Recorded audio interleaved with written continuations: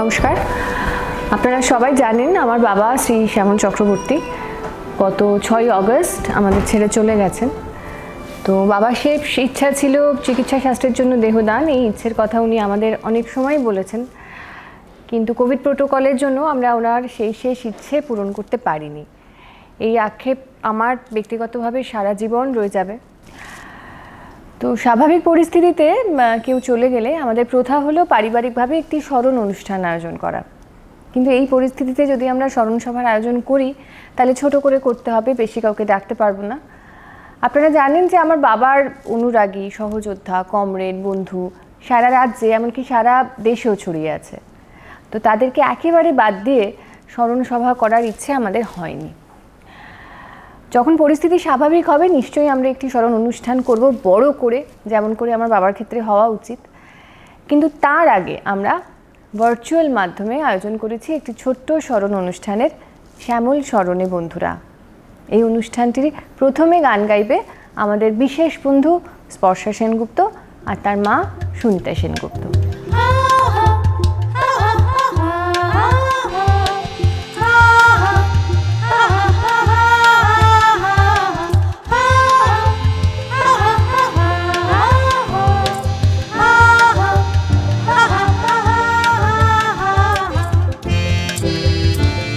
জীবন যখন শুধু দুদিন তবু সে মুক্তি পাক, পাহাড় ঘেরা সবুজ বনে নদীর মতো ছুটে বেড়াক। জীবন যখন শুধু দুদিন তবু সে মুক্তি পাক, পাহাড় ঘেরা সবুজ বনে নদীর মতো ছুটে বেড়াক। এই বন্ধদার মনে মনে দেশে দেশে খুলে যাবে, মানুষ মানুষ অবিশ্বাসের হানাহানি চলে যাবে। এই বন্ধদার মনে মনে দেশে দেশে খুলে যাবে, মানুষ মানুষ অবিশ্বাসের হানাহানি চলে যাবে। নতুন ভুবন নতুন জীবন আনন্দ গানে হোক সবার, সে ফুল ফোটা ঘরে ঘরে শিশুর হাসিতে ভরে থাক। জীবন যখন শুধু দুদিন তবু সে মুক্তি পাক, পাহাড় ঘেরা সবুজ বনে নদীর মতো ছুটে বেড়া। শেষ দিন অবধি যারা বাবার সঙ্গে ছিলেন, বাবাকে প্রায় জড়িয়েছিলেন, রক্তের সম্পর্ক না হলেও তারা ছিলেন আমার পরম আত্মীয়ের মতো। তাদের স্মৃতিচারণে ভরা থাক আজকের এই স্মরণ অনুষ্ঠান। আমরা শুরু করছি গুড্ডু সিংকে দিয়ে। আমার বাবা যে গাড়িটি চড়তেন তার চালক ছিলেন গুড্ডু সিং। গুড্ডুর সঙ্গে কথা বলেছে শতরূপ ঘোষ। গুড্ডুদা, তোমার ধরো শ্যামলদার সাথে তো গত 8-10 বছর 12 বছরে সবচেয়ে বেশি সময় তুমিই কাটে। তুমি কবে থেকে আছো শ্যামলদার সঙ্গে? 2008 2008 কোন সময়? সিতম্বর মাস থেকে। 2008 সেপ্টেম্বর থেকে 2020 অগস্ট, মানে হচ্ছে ঠিক 13 বছর। এই 13 বছর যে তুমি থাকলে শ্যামলদার সাথে, যেরকম বলছিলাম যে তুমি সবচেয়ে বেশি সময় কাটিয়েছো এই সময়টা। তোমার এই গত ধরো শ্যামলদা চলে যাওয়ার পর থেকে এই 2 সপ্তাহে সবচেয়ে বেশি কোন জিনিসগুলো মনে পড়ছে, বা তুমি যেগুলো মানে হয়তো অনেকে জানে না, তুমি যেগুলো দেখেছো কাছ থেকে, তুমি যেগুলো বলতে চাও? সব দিকে হচ্ছে উনার সঙ্গে তো আমি প্রায় সব জেলায় গেছি, যেইখানে যেতাম আমি আর উনি এক ঘরেই থাকতাম, একসঙ্গে খাওয়া দাওয়া হতো। আর উনি যতই রাত হতো কোথাও যেতে ভয় করতেন না। আমাকে বললেন ভয় কিসে আছে, চল আমি আছি তো। হ্যাঁ, একটা ঘটনা ওই মনে পড়ছে, ফারাক্কায় সেই এনটিপিসি ওখানে ছিলেন বোধহয়, সেই তখন চারদিক দিয়ে খুব ঝামেলার পরিস্থিতি তখন ওখানে, সেই সময় রাত্রিবেলা চলে গেলেন, মনে আছে? আর তোমার ওইটা মনে আছে সেই দিল্লিতে গেলাম আমরা, মানে আমি তো তখন দিল্লিতে থাকি, শ্যামলদা সেই তোমাকে নিয়ে গেলেন এখান থেকে, তারপর আমাদেরকে উনি আবার সে পাঠালেন। হ্যাঁ, এইখান থেকে আমাদের দিল্লি নিয়ে গেছিলেন, ওইখান থেকে আগ্রা, তাজমহল, এই বৃন্দাবন, এই সব জায়গায় আমাকে ঘুরিয়েছিলেন। দিল্লিতে আমি 8-10 দিন ছিলাম ওনার সঙ্গে। আর এছাড়া ধরো শ্যামলদার যে কিছু থাকে না যে খুব কাছ থেকে কারোর সাথে সময় কাটলে, ধরো অনেকে তো দেখছে যে ওনাকে পার্টির মিটিং এ দেখছে কি পথসভায়, মিটিং এ, মিছিলে, কিন্তু খুব কাছ থেকে কাউকে দেখলে যে কিছু তার কতগুলো বৈশিষ্ট্য থাকে যেগুলো মনে থেকে যায়। হ্যাঁ, তো সেরকম কিছু বৈশিষ্ট্য যেগুলো তুমি খুব কাছ থেকে দেখার কারণে দেখার সুযোগ পেয়েছো, এরকম কিছু বলো না। হ্যাঁ, উনি তো সব সময় আমাকে খুঁজতেন, আমাকে প্রায় সবই কিছু বলতেন। আমি যদি কিছু বলতাম যে এটা কি আমি করবো, এটা আমার করা ঠিক হবে, উনি বলেন করা ঠিক হবে না কেন, তোকে তো আমি বাড়ির ছেলে মতনই ভাবি। হ্যাঁ, কোনোদিন আমাকে গাড়ি চালাক ভাবেননি। বাবার ক্ষেত্রে আমি ছোটবেলা থেকেই দেখে এসেছি পার্টি আর পরিবারের যে সীমারেখা সেটা ছিল ভয়ঙ্কর অস্পষ্ট। মানে পার্টিকে একেবারে বাদ দিয়ে ওর কোনো পরিবার ছিল বলে আমার তো জানা নেই। পার্টির লোকেরা, বন্ধুরা, কমরেডরা ওকে ঘিরে রাখতো অনুক্ষণ। সারাদিন আন্দোলন করে রাত্রিবেলা সিনেমা দেখা। শ্যামল আর আমি বছরে 365 দিনের মধ্যে অন্তত 200টা সিনেমা তো দেখেছি, হিন্দি বাংলা, এবং দুজনেরই একটা মুশকিল ছিল, সুচিত্রা সেনের কোনো কষ্ট হলে সেটা আমরা শেয়ার করতে পারতাম। এবং দিনরাত তো আমরা তো আন্দোলন হোক, আড্ডা হোক, এক ধরনের বলা যেতে পারে সোশ্যাল বোহেমিয়ানিজম বা সামাজিক ভবঘুরেবাদ। সেটা কোনো কদর্থা আমি বলছি না, যে আন্দোলন বা সংগ্রামের মধ্যে আনন্দ পাওয়া কিন্তু একটা খুব গুরুত্বপূর্ণ কাজ। সেই আনন্দটা আমরা বরাবর পেয়েছি, এবং এই ব্যাপারে শ্যামল ছিল খুবই বলা যেতে পারে ভালো নেভিগেটর।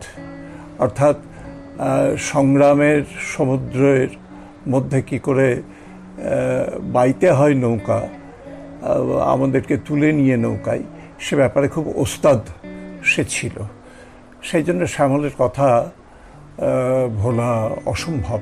শুধু সে যে নেই বলে না, নতুন করে তাকে ভাবার বলে না, শ্যামল আমাদের মধ্যে রয়ে গেছে, আমাদের আনন্দে রয়ে গেছে, আমাদের সংগ্রামের মধ্যেও রয়ে গেছে। শ্যামলদার মানে সবচেয়ে যেটা বড় ব্যাপার ছিল সেটা হচ্ছে যে শ্যামলদা কোনো জিনিস গ্রহণ করার ক্ষেত্রে এত সাবলীল এবং সহজ, বিশেষ করে বিরুদ্ধ বক্তব্য, সেগুলো যেভাবে উনি গ্রহণ করতেন এবং যে সহজভাবে নিতে পারতেন, তার থেকে একটা মানুষের চরিত্র বোঝা যায় যে তার রিজিডিটি কত কম।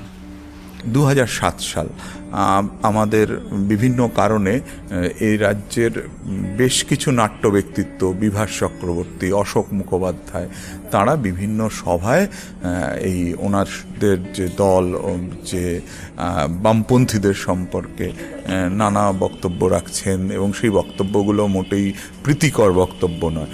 তো এই সময় উনি একটা বুদ্ধিজীবী প্রসঙ্গে লেখা লিখছেন।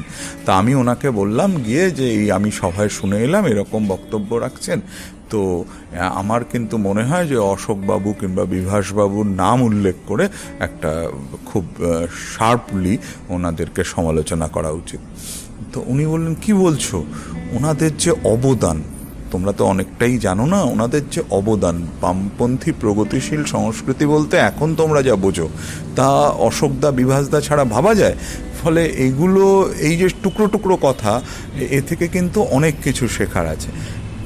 এবং ওনাকে দিয়ে ফাইনালি বলানো গেল না, না, বরং উল্টে উনি বললেন, বলানো তো ওটা গেল না, বরং লিখলেন, নন্দীগ্রামের হৃদয় ছুঁয়ে বলে একটা পুস্তিকা আছে, সেখানে উনি লিখলেন যে এদের, আমি মনে করি যে এদেরকে ঠিক মতন ভাবে বিষয়বস্তুটা এদের সামনে উপস্থাপিত হচ্ছে না, হলে এরা এই প্রতিক্রিয়া দেবেন না। তো যাই হোক, সেটা তো একটা দিক হলো। আরও একটা দিক আছে, অনেকেরই হয়তো মনে নেই, কিন্তু এটা তো বাস্তব যে কলকাতায় একটা গণসঙ্গীত মেলা শ্যামলদা আয়োজন করেছিলেন। এবং শ্যামলদা তার মুখ্য পৃষ্ঠপোষক না, প্র্যাকটিক্যালি শ্যামলদার উদ্যোগেই মেলাটার বিরাট অংশ সংগঠিত হয়েছিল, আরও অনেকেই অবশ্যই ছিলেন।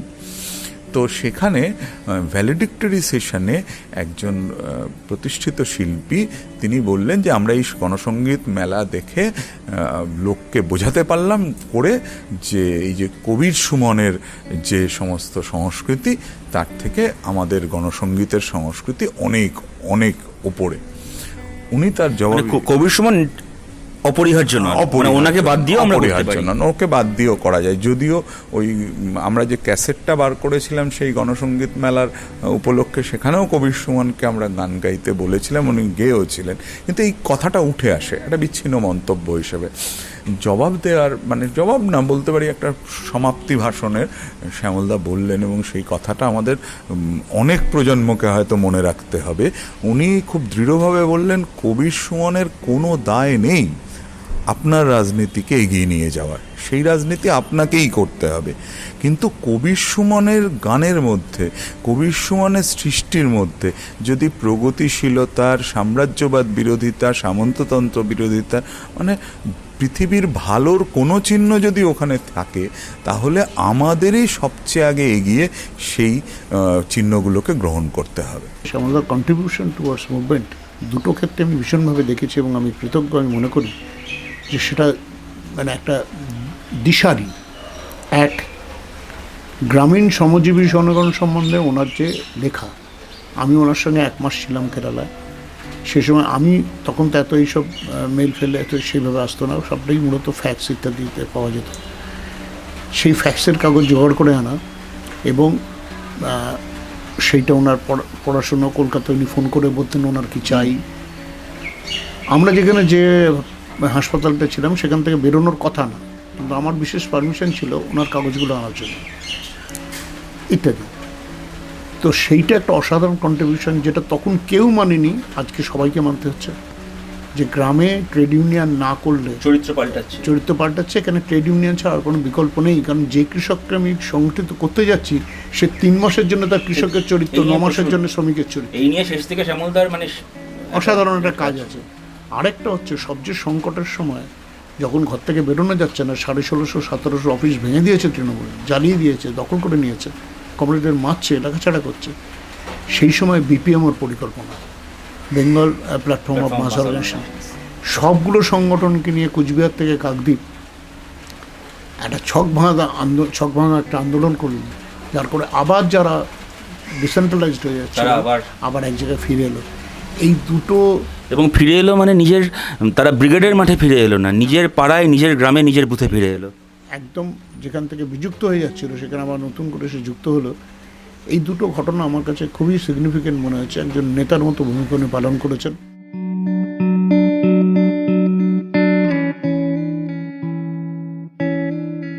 মাত্রাজ্ঞান শ্যামলদার ছিল অবিশ্বাস্য রকমের প্রখর।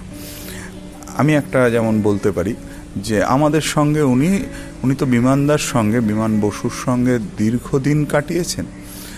বিমানদার প্রসঙ্গে নানা মজার গল্প, উনি তো অত্যন্ত রসিক মানুষ ছিলেন, অনেক মজার গল্প আমাদের কে উনি বলেছেন। ওনার স্টক অফুরন্ত ছিল, পুরনো ঘটনা। কিন্তু এই গল্পগুলো বলতে বলতে তো আমাদের কাছে উনি বিমানদাকে অনেক কাছের মানুষ, একেবারে মাটির কাছাকাছি আমাদেরকে বিমানদার সামনে দাঁড় করাতেন। এর মধ্যে যদি আমাদের কেউ কখনো কোনো দিন বিমানদা সম্পর্কে একটা অশ্রদ্ধামূলক কিছু বলে বসতো, উনি কিন্তু স্বভাব বিরুদ্ধভাবে রূঢ় হয়ে যেতেন। চোখ মুখ জ্বলে উঠতো, বিমানদার ব্যাপারে এতটাই পজেসিভ, এতটাই প্রোটেক্টিভ ছিলেন, চোখ মুখ জ্বলে উঠতো।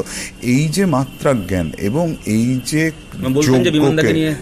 যোগ্যকে সম্মান দেওয়া এবং এই সম্মানটাকে চিরস্থায়ী করে রাখা একজন মানুষের জীবনে, এইটার ক্ষেত্রে কিন্তু বিমানদা শ্যামলদার সম্পর্কটা একটা বিষয় যে আমাদের অনেকের কাছেই অনুকরণীয়। আইডিওলজিক্যাল ডিবেট, আইডিওলজিক্যাল অ্যাটাকের পাশাপাশি একটা ভয়ঙ্কর ফিজিক্যাল অ্যাটাকের মধ্যে দিয়ে আপনাদের যেতে হয়েছে। আপনারা গ্রেপ্তার হয়েছেন বারবার, ঘর ছাড়া তো থাকতে হয়েছে, দিনের পর দিন আন্ডারগ্রাউন্ডে থাকতে হয়েছে। নকশাল পিরিয়ড যখন এলো, নকশাল মুভমেন্টের সময় আবার একটা অন্যরকম আক্রমণ, সিদ্ধার্থ রায়ের সময় 72-77 ওই সময়টা। এবং ওই সময়টায় আমি শ্যামলদার মুখে ওই সময়ের অনেক গল্প শুনেছি যে আপনারা সবাই মোটামুটি তখন পার্টি আপনাদের পরিবার, মুভমেন্টটাই আপনাদের তখন পরিবার হয়ে গেছে, বৃহত্তর পরিবার। ওই খারাপ সময়ের টিকে থাকার প্রয়োজনেই আপনাদের মধ্যে একটা হিউম্যান বন্ডিং, একটা আত্মীয়তার বন্ডিং তৈরি হয়ে গেছিলো, যে বন্ডিংটা কিনা একজন পার্টি কমরেডের সাথে পার্টি কমরেডের দৈনন্দিন পার্টিগত আলোচনা, রাজনৈতিক কার্যক্রমের থেকে অনেক বড়, অনেক ঊর্ধ্বে উঠে একটা বন্ডিংও আপনি শ্যামলদাদের কাছে একটা। সেটা বেশি করে হয়েছে পরবর্তী সময়ে, কারণ শ্যামল সুভাষ গ্রেপ্তার হয়ে যায় 1965 সালে, ওরা গ্রেপ্তার হয়ে যায়। আমি আত্মগোপনে ছিলাম, আমি আত্মগোপন থেকে বেরিয়ে আসি। ওরা যখন জেল থেকে সবাই মুক্ত হয়, প্রথম জ্যোতিবাবু মুক্ত হন, তারপর আস্তে আস্তে সবাই মুক্ত হতে থাকে। তারপরে যে লড়াই সংগ্রামটা হয়েছে সেটা ছিল পিচড পলিটিক্যাল ব্যাটল। পলিটিক্যাল ব্যাটলেতে তখন মতাদর্শগত লড়াই করতে হয়েছে। আগেও করতে হয়নি তা নয়, কিন্তু তখন খুব তীব্রভাবে করতে হয়েছে। এবং সংশোধনবাদী বিচ্যুতি, সংকীর্ণতাবাদী বিচ্যুতির বিরুদ্ধে উভয় বিপদের বিরুদ্ধে লড়াইটা আমাদের করতে হয়েছে এবং তাতে আমাদের নিজেদের মধ্যে ঘনিষ্ঠ সম্পর্ক গড়ে ওঠে এবং তারপর তো একসঙ্গে পথ চলেছি। Very sad that Shyamulda has left us. It's been nearly more than 4 decades that I've been working with him, knowing him, and working in various capacities. The first time I met him was soon after the emergency in 1977, when he'd come here to mobilize the elected students' unions all over the country. When Saifuddin Chaudhary was the chairman or the secretary of the Calcutta University Students' Union then, Shyamulda brought him to Delhi when I was the president of the JNU Students' Union, and we mobilized a large number of elected students' unions in the country for a 2-day event in Calcutta in the Centenary Hall of the Calcutta University. And he also wanted me to help in getting a number of intellectuals, and many of the JNU professors and the intellectuals we could mobilize. That was the first time I started working with him and realized that he was a very, very vibrant, very well liked and a magnetic student leader and a personality. গীতার একটি শ্লোক, সুখেষু বিগত স্পৃহ দুঃখেষু অনির্বিঘ্ন মনা, এটি শ্যামলদার জন্য সুপ্রযোজ্য। প্রশান্তর সামান্য গুণকেও blow up করে বড় করে দেখানো, বিপ্রতি পেয়ে তার অসংখ্য গুণের উল্লেখ করলে সেটা হেসে উড়িয়ে দিতেন। শ্যামলদার সাথে গিয়েছিলাম ভিয়েতনাম। হ্যানয়ের ওয়ার মিউজিয়ামে ভিয়েতনামের যুদ্ধের সময় কলকাতার কলেজ স্ট্রিটের ছাত্রদের মিছিলের ছবি রাখা আছে। সেই মিছিলে ছিলেন শ্যামলদা। তার উদ্বেলিত স্মৃতি, এক গাইডকে, ইংরেজি জানা এক গাইডকে বললাম, এই যে দেখছো ছবি, এই যে দেখছো মিছিল, ইনি সেই মিছিলের নেতা। গাইড ত্রস্তব্যস্ত হয়ে খবর দিয়ে গেলেন মিউজিয়ামের কিউরেটরকে। কিউরেটর এসে আলাপ করলেন। শ্যামলদা বিনম্রভাবে কিছুটা কথা বললেন। ওদের আপ্যায়নের খানিকটা লজ্জিতই বোধ করলেন শ্যামলদা। এইরকম, এই হচ্ছে Shyamalda. Shyamulda and I shared many occasions, many platforms together, many campaigns. We were in the student movement together, in the party central committee together, then in the parliament. And in the parliament, I mean, he would of course come to me and say, I was the leader of the parliamentary group of the party. He would come and say, "Hey Sitaram, এই বিষয়ে উপরে আমি বলবো।"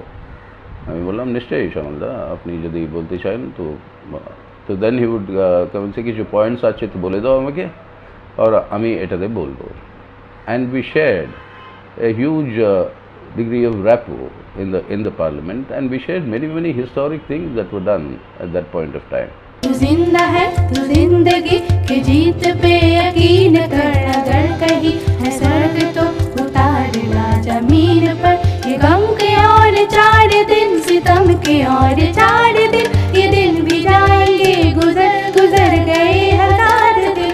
ये गम के और 4 दिन, सितम के और 4 दिन, ये दिन भी जाएंगे गुजर गए 1000 दिन।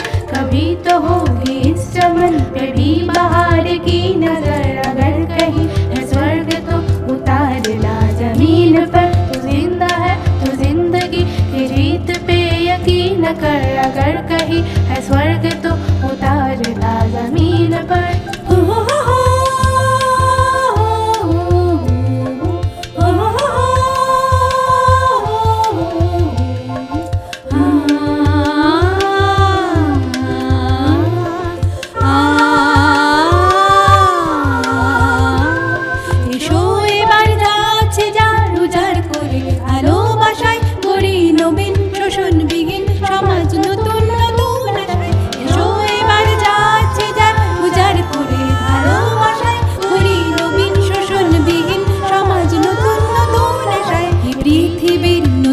ছবি নতুন কবি গানে ভরা সে রুশকেছেন মামারকিন মানুষ পরিচয়ে সে থাক জীবন যখন শুধু দুদিন তবু সে মুক্তি পাক পাহাড় ঘেরা সবুজ বনে নদীর মতো ছুটে বেড়াক জীবন যখন শুধু দুদিন যখন সে মুক্তি পাক পাহাড় ঘেরা সবুজ বনে পাহাড় ঘেরা ছুটে বেড়াক জীবন যখন ছুটে বেড়াক দুদিন তবু সে মুক্তি পাক পাহাড় ঘেরা সবুজ বনে পাহাড় ঘেরা ছুটে বেড়াক।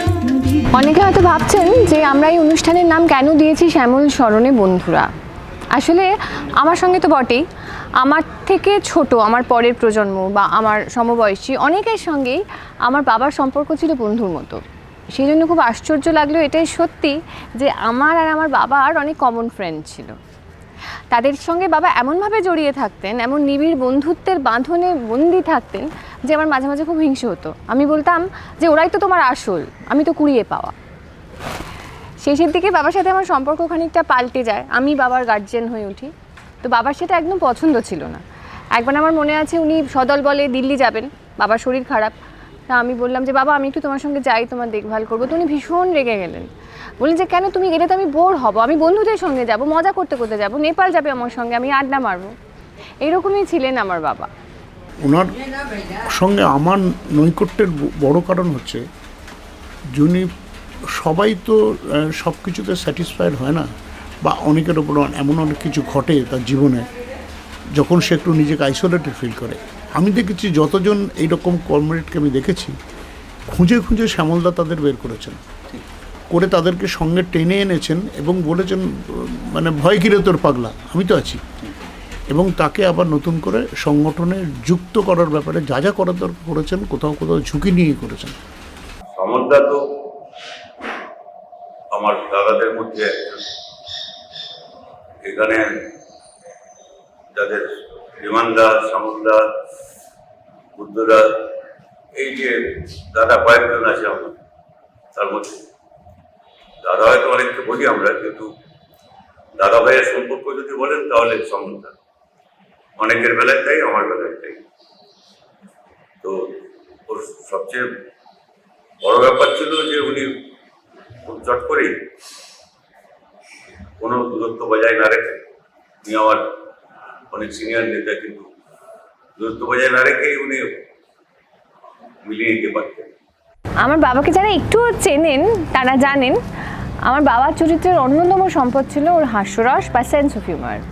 বিরাট বড় বড় বিপর্যয়, সংকট, প্রচণ্ড শারীরিক অসুস্থতা, কোনো কিছুই কিন্তু তার এই সহজাত হাস্যরস বা সেন্স অফ হিউমার তার থেকে কেড়ে নিতে পারেনি। আমরা চাই যে ওর এই স্পিরিট ও স্মরণ অনুষ্ঠানেও বজায় থাকুক। অসম্ভব উইটি ছিলেন এবং এই উইট ওনাকে কখনো ছেড়ে যায়নি। একটা দুটো ঘটনার মধ্যে বলা যেতে পারে। একটা যে শ্যামলদা আসছেন, আসতে গিয়ে হঠাৎ দেখি তাকিয়ে শ্যামলদার পাঞ্জাবিতে কালি লেগে আছে। শ্যামলদা এমনিতে খুব অগোছালো ছিলেন, শৌখিনতার ধার ধারতেন না। তো কি হয়েছে, কোনো কাজ করছেন হয়তো, কলম ছিল পকেটে, তো কলম থেকে কালি উপচে পড়ে ওনার পাঞ্জাবিটায় বিরাট বড় একটা দাগ। তো আমরা তো কেউ কিছু বলছি না, কিন্তু একজন ছিলেন প্রায় শ্যামলদার সমবয়সী, তার মনে হলো যে কথাটা শ্যামলদাকে জানানো দরকার। তো শ্যামলদাকে তিনি বললেন যে শ্যামলদা আপনার পাঞ্জাবিতে কালি লেগে গেছে। তো শ্যামলদা তার দিকে ঘুরলেন, নিষ্পলক প্রায় চোখে 1 সেকেন্ড তাকিয়ে বললেন যে চরিত্রতে কালি দিতে চেয়েছিল, জামা দিয়ে আটকে দিয়েছি। ও তো আমাদের হুগলি জেলায় পার্টি থেকে দেখভাল করবার দায়িত্ব নিয়ে এলো। সিগারেট খেত, আমি 7 সালে সিগারেট ছেড়েছি, বা যেটা বলা যায় সিগারেট আমাকে ছেড়ে দিয়েছে, আমাকে সহ্য করতে পারছিল না সিগারেট। শ্যামল সিগারেট টেনেই যেত। শ্যামলের খাওয়া দাওয়ার ব্যাপারে খুব তীক্ষ্ণ নজর ছিল।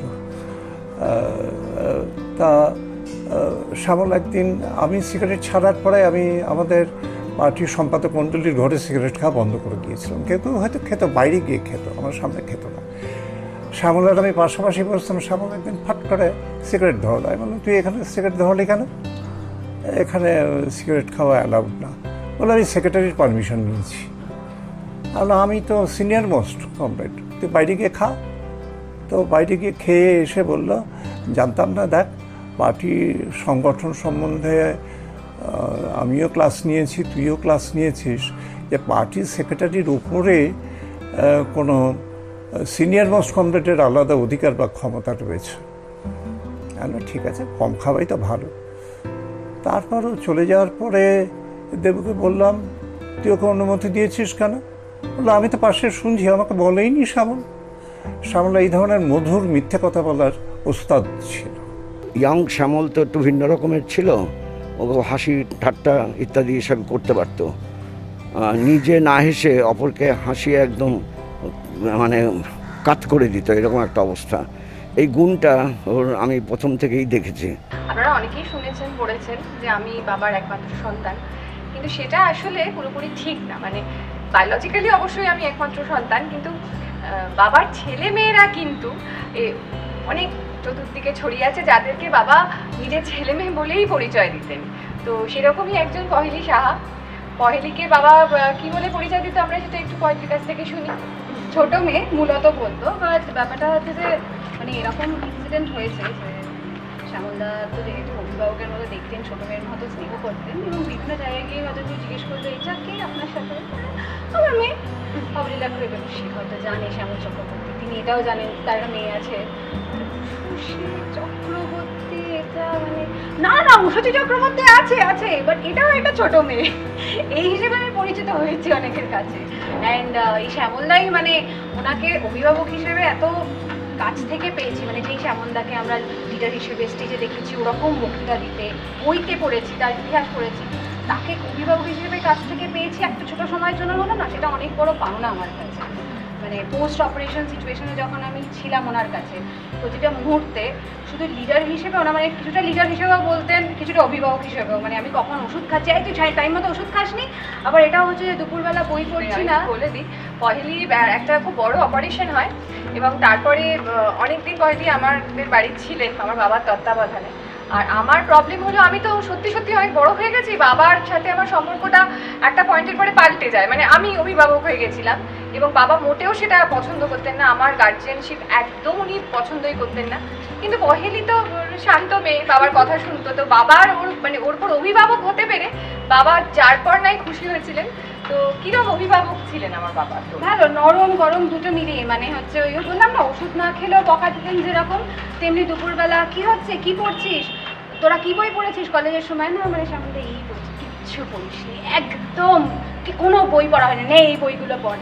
তখন হচ্ছে জাস্ট অপারেশনের পরে একটা পোস্ট অপারেশন ডিপ্রেশন থাকে, নিজে ট্রিপল বডি কিছু করতে পারছি না। আর এই শ্যামলদা এত বছর ধরে এতগুলো রোগ ফাইট করেছেন, একটা বই ধরিয়ে দিলেন অবসর অক্ষরমালা, যেটা পড়লাম, এবং সেখানে মানে উনি লিখেছেন যে মানে রাশিয়ায় ওনার চিকিৎসা হওয়াকালীন, মানে উনি একটা ছোটো গল্প মজার আকারে লিখেছেন যে উনি হাসপাতালে মানে অপারেশন বেডে যাবেন এবং ডাক্তার ওনাকে এতগুলো সূচ ফোটাবে, সেটা ভেবে ওনার কত কষ্ট হচ্ছে এবং ভয় হচ্ছে, সেটা নিয়ে উনি একটা মজার গল্প লিখেছেন। আর আমি ভাবছি যে এটা সামান্য মানে এই অপারেশনের পরে আমি নিজেকে ক্রিপল ফিল করছি টু দ্যাট ম্যান, যে প্রতিটা দুপুরে ওই ক্রিপল বডি নিয়ে এভাবে হাত উঁচু করে শুষে রোজ এক একটা করে বই শেষ করত। তো এই শ্যামলদা তো শিখিয়েছেন যে স্টেজের ওপরেও না, মানুষকে প্রতিটা মুহূর্তে। তো আমি আমার টেক অ্যাওয়ে ফ্রম হেম যে মানুষটা ওরম দোর্দণ্ডপ্রতাপ নেতা, সে আমার কাছে অত্যন্ত কাছের অভিভাবক, হয়তো কিছুটা পিতৃস্থানীয়। ইভেনচুয়ালি আমার বাবা এবং শ্যামলদার জন্মদিন একই দিনে, এবং সেইখানে আমি বলবো যে আমি খুব কাছ থেকে একজন লিডারকে পেয়েছি, অভিভাবককে পেয়েছি, এবং একজন খুব বড় ভরসার জায়গা। শ্যামলদা আজকে নেই, কিন্তু আজকে শ্যামলদার কথা যেমন মনে হচ্ছে, বারবার করে শিবরাদির কথা মনে হচ্ছে।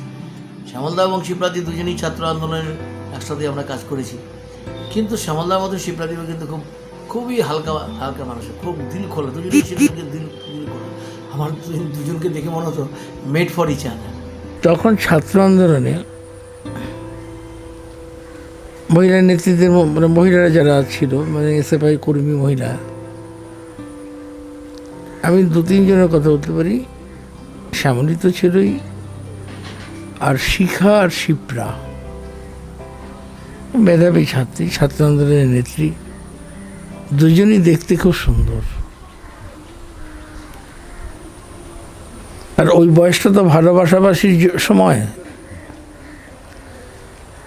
এই নিয়ে নানান ধরনের কে শিখাকে পাবে, কে শিপ্রাকে পাবে।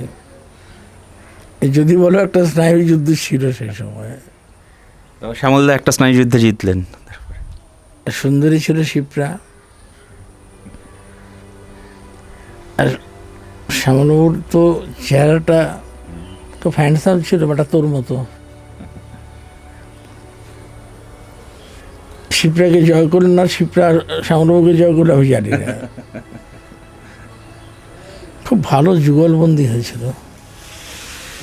কীভাবে শিপ্রাদিও চলে গেলেন এবং তারপরে শ্যামলদা, শিপ্রাদি যখন মারা গেলেন, কলকাতায় একটা স্মরণ সভা ছিল, তো শ্যামলদা সবাইকে এসে বললেন যে দেখো, আমরা ঠিক করেছি আমি আর বুয়া আমরা কেউ কাঁদবো না। আজকে শ্যামলদা নেই, আমরা কেউ কাঁদছি না, কাঁদতেও পারছিও না, কিন্তু সেই দিনগুলির কথা খুব মনে পড়ছে। শিপ্রার টনসিল হলো, সেটা পার্ক সার্কাসে গৌরী দত্তের নার্সিংহোমে সেটা অপারেশন। আমাদের ভীষণ মন খারাপ। টনসিল অপারেশন তো সাধারণ অপারেশন ঠিকই, কিন্তু কয়েকদিন বাদই শুনলাম যে টনসিল অপারেশনে অস্ত্রোপচারে গুরুতর একটা ত্রুটি হয়ে গেছে। টনসিলে তো মানে 20,000-এ একজনও মারা যায় না, সামান্য ব্যাপার। সেই সময় আমার শ্যামলবাবুকে দেখা, চোখে এক ফোঁটা জল নেই,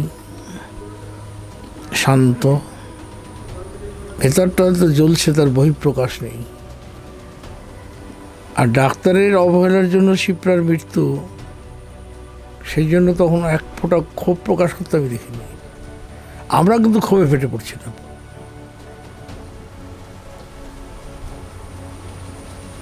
কীভাবে যে শোকটা সামলালো আমি জানি না। তখন উষসী তো খুবই ছোট। পিতা হিসাবেও কিন্তু শ্যামলদা কিন্তু সত্যি সত্যি এরকম অবস্থার মধ্যেও কিন্তু এই ছোট্ট মেয়েটিকে শ্যামলদা মানুষ বড় করেছেন, শিক্ষা সংস্কৃতিতে বড় করেছেন। আজকে ও পিএইচডি করছে, একজন অভিনয় সাংস্কৃতিক জগতের সঙ্গে যুক্ত। ও যখন খুব ছোটো ছিল, ওর মা যখন মারা গেল, তখন শ্যামলদা শিলিগুড়িতে এসেছিল, ওকে আমাদের বাড়িতে রেখে গেছিল। সারাদিন আমাদের বাড়িতে থাকতো, বারবার করে ওর মায়ের কথা তখন মনে হতো। সেই দিনগুলির কথা আমার খুব মনে পড়ে। বোধহয় প্রায় 6 মাস 8 মাস কি 1 বছর হতে পারে। একটা কিউরিসিটি আমাদের একটা মনের ভিতরে যে শ্যামলবাবু আর একটা বিয়ে করুক।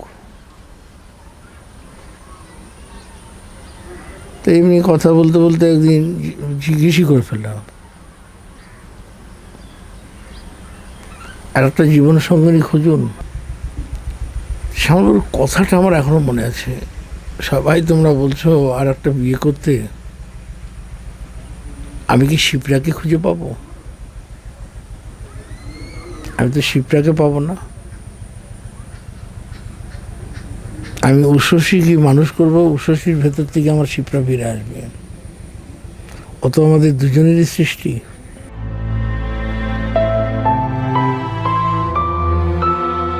আমার বাবা এবং বাবাদের প্রজন্মের অনেকেই, মানে যারা 60 বা 70-এ রাজনীতি শুরু করেছেন, তারা সবাই খুব স্বপ্ন দেখতে ভালোবাসতেন, স্বপ্ন দেখাতেও ভালোবাসতেন। হয়তো সেই স্বপ্নের কথা মনে রেখেই সৃজন ভট্টাচার্য এই গানটা লিখেছে, আর গানটি গেয়েছে অনুষ্কা দাস, সঙ্গে গিটারে সৃজন।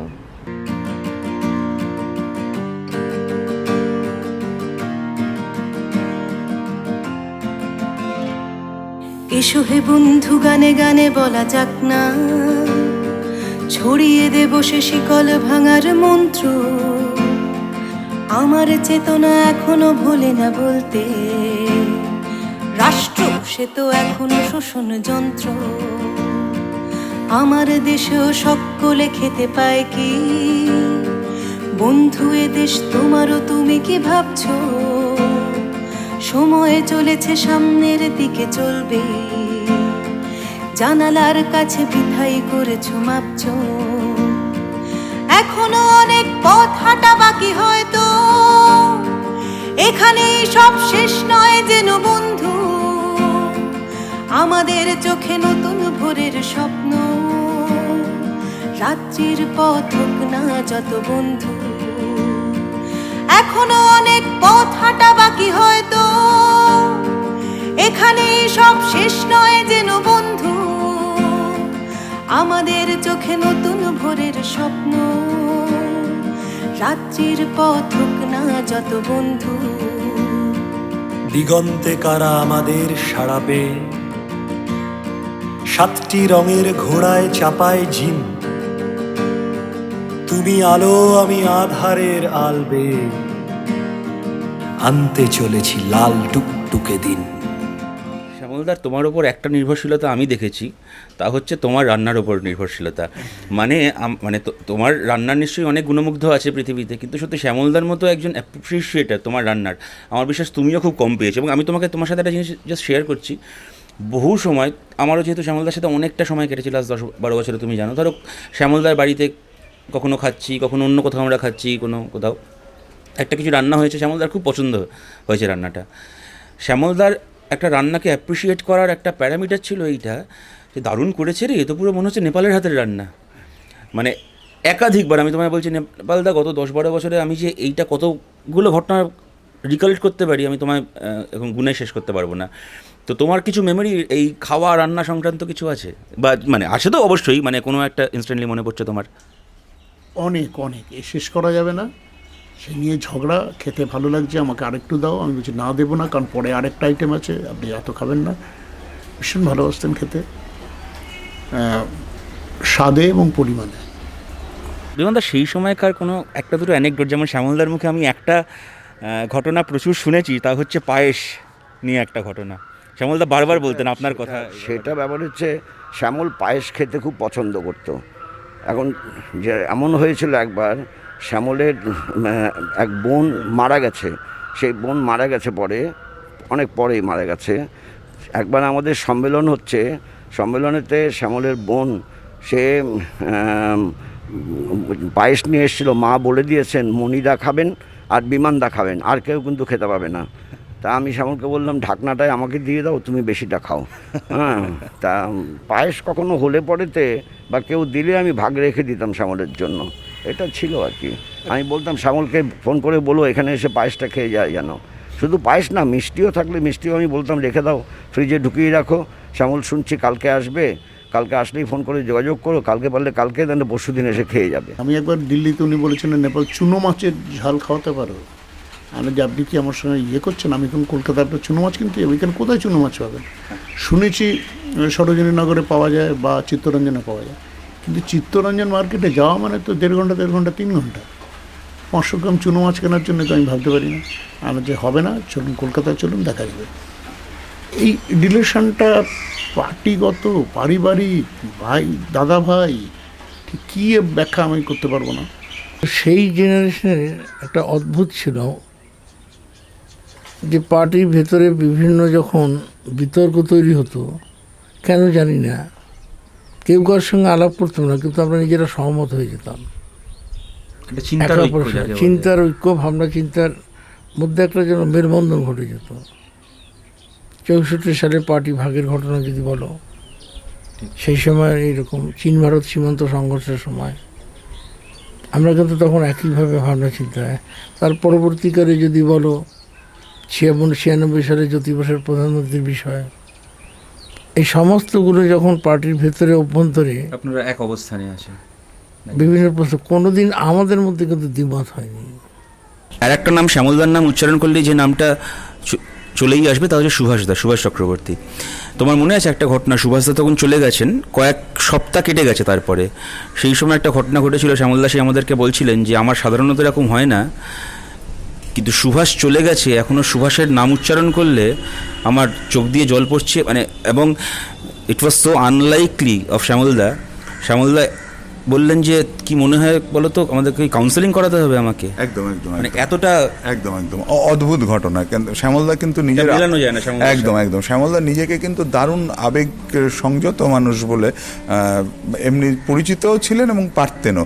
বিশেষ করে চরম উত্তেজনার মুহূর্তে মাথা ঠান্ডা রাখাটা, একেবারে স্থির হয়ে থাকাটা, এটা শ্যামলদার বিশেষ বৈশিষ্ট্য।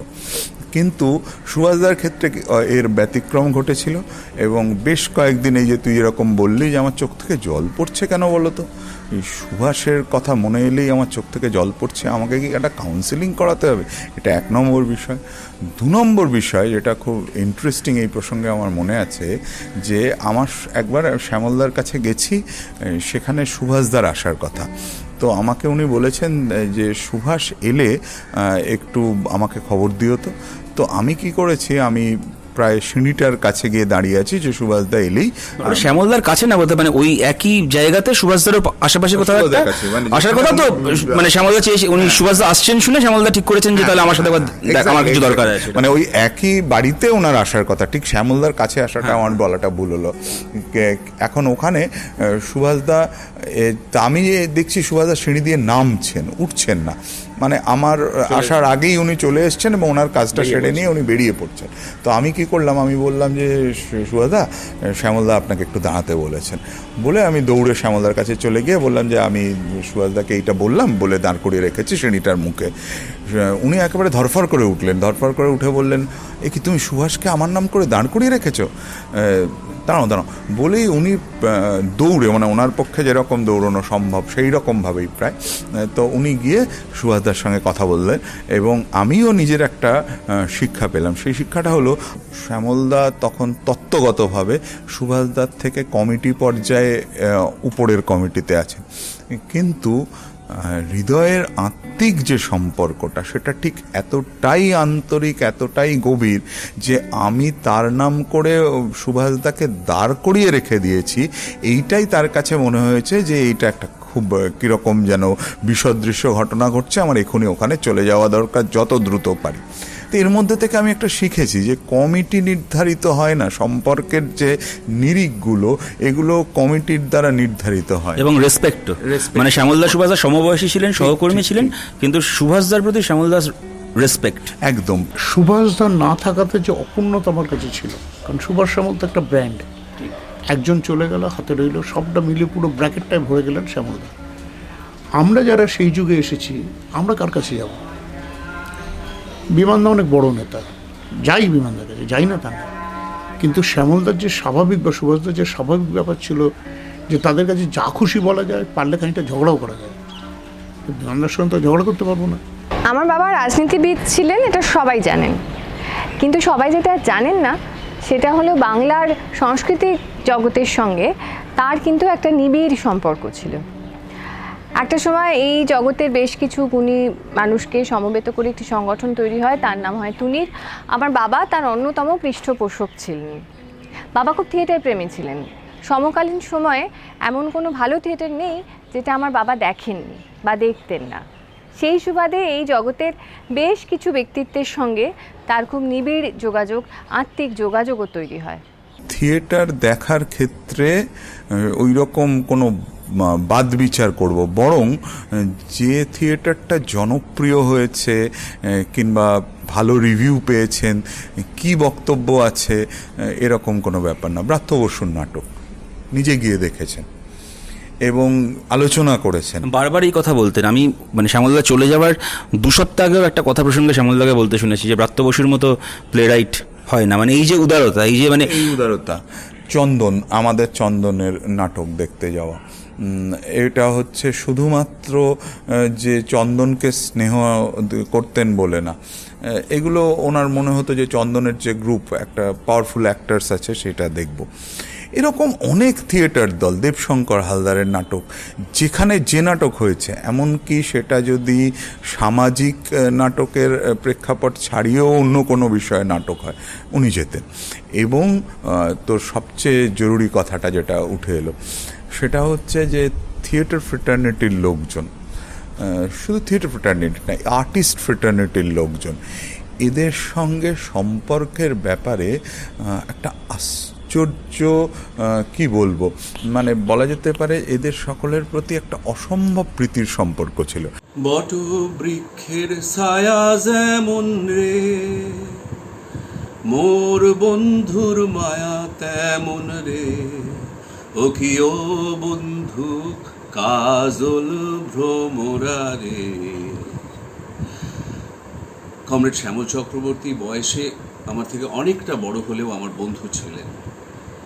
পার্টিতে আমার বাবার সমসাময়িক তৎসত্ত্বেও শ্যামলদাকে যারা জানতেন তারা জানতেন যে শ্যামলদার মধ্যে অসম্ভব একটা আপন করে নেওয়ার ক্ষমতা ছিল।